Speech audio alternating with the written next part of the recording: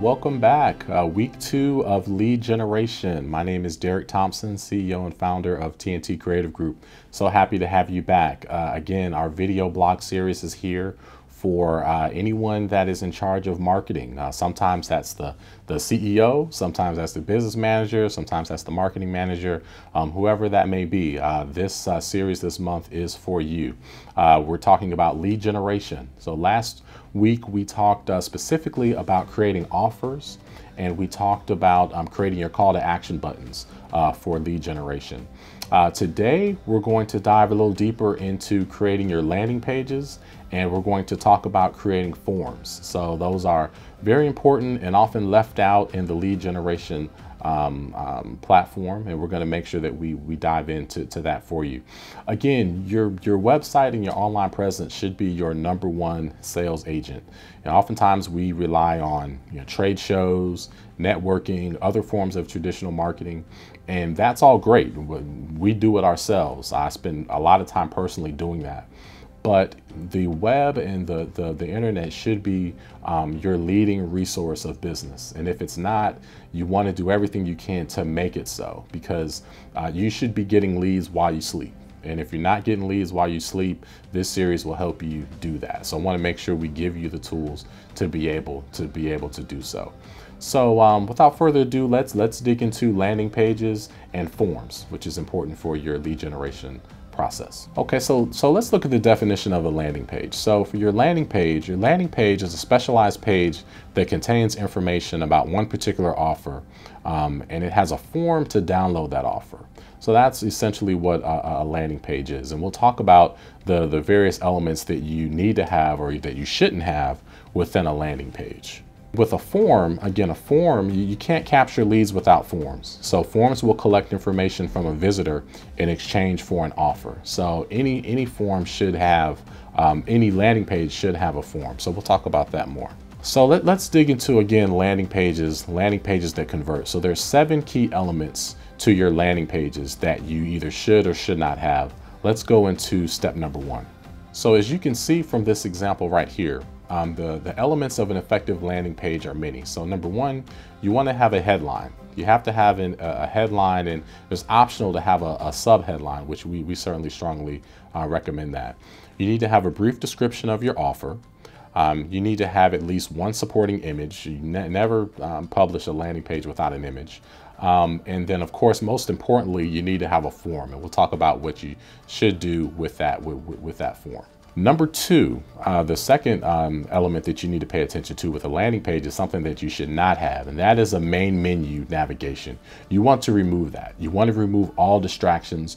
You want to remove all abilities to go away from that page. The total focus of a landing page is to capture information. So make sure you remove the main menu from that page. So number 3 is to make sure that the headline completely matches the call to action button. So if those are different, then that could lead to confusion, and that'll drop your conversion rate at least 50%. So you don't want to lose that. Also, you want to make sure they match, because you don't want people to feel like they've gone somewhere else. You don't want to feel like they've been misled.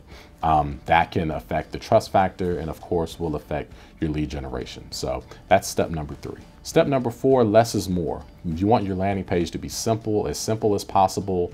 You want big icons, big descriptions. You want it to be clear as to what you're offering and how they can go about taking advantage or downloading that offer. So you want it to be clean and crisp. Here's an example of 2 that we have here. There's one that's very jumbled. It has a lot of text. You want to stay away from a lot of text. The one on the right with Intuit, that's a great example of a good landing page. It's simple, has a graphic, many icons. You have the trust factor there. It shows you who else takes advantage of the service. That's just a great example of a landing page. So you want to make sure that your landing page kind of matches the Intuit one that we just showed here. Number 5, you want to emphasize the benefits of the offer. Don't simply just list what the offer is. You want to make sure that you clearly state why they should download that offer. The fact that it's going to increase their business 50% or help them in some sort of way. You want to really focus on the benefits. Also, take advantage of bullet points. You want to stay away from paragraph paragraph format.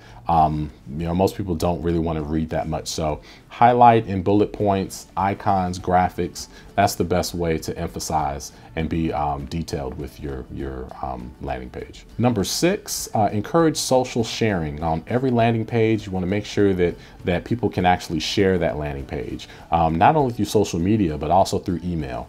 Email is often forgotten, so you want to make sure that people can share to increase your likelihood of getting leads for your offer. So make sure you use that. And number 7, last but not least, you want to increase the amount of landing pages that you have.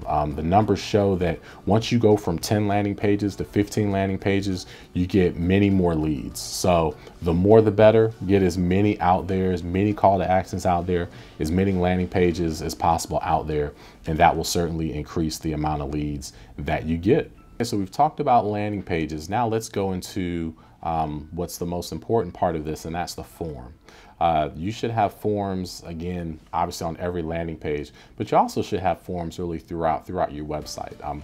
We've taken over many sites as a company to where once we added forms, they magically started to pull in leads. So you can't get a lead without a form. So you want to put those throughout your site.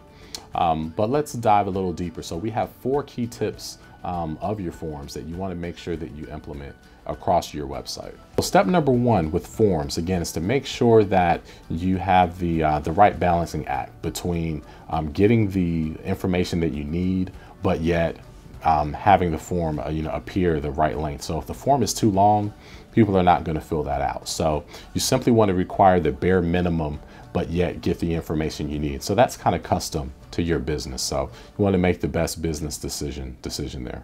Number 2, many forms have the name submit on the button. We recommend please remove submit. That's kind of the default that comes with every form.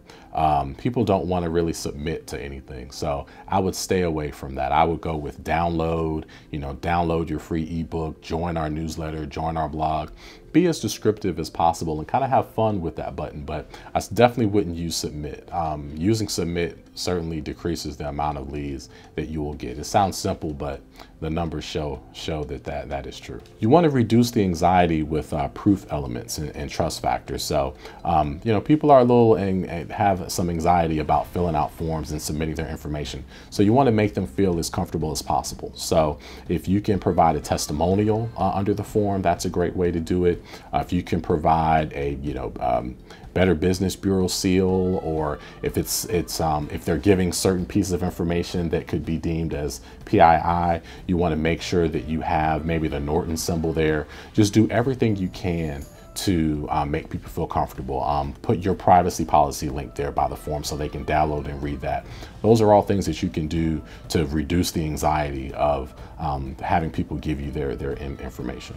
And the final element to having optimized forms is to, again, make the form appear as short as possible. So again, you have to have all the required fields that you need, but there's some tips that you can actually implement to make that form appear as short as possible. So I would stay away from the stack down approach where you have name and then the field under that.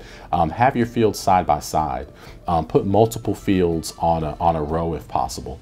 Do all those things you can to make your form appear as short as possible, and that will allow more people to fill that form out. So in closing, this week, again, we talked about building landing pages. We talked about having optimized forms. Homework for this week, of course, now that you've already created your offer and you have your great call to action buttons, let's go ahead and create landing pages. Make sure to remove your navigation there. Let's go ahead and create customized forms for our site.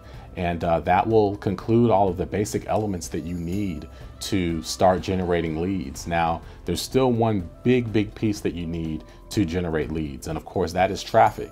How are people going to know about the offer that you have?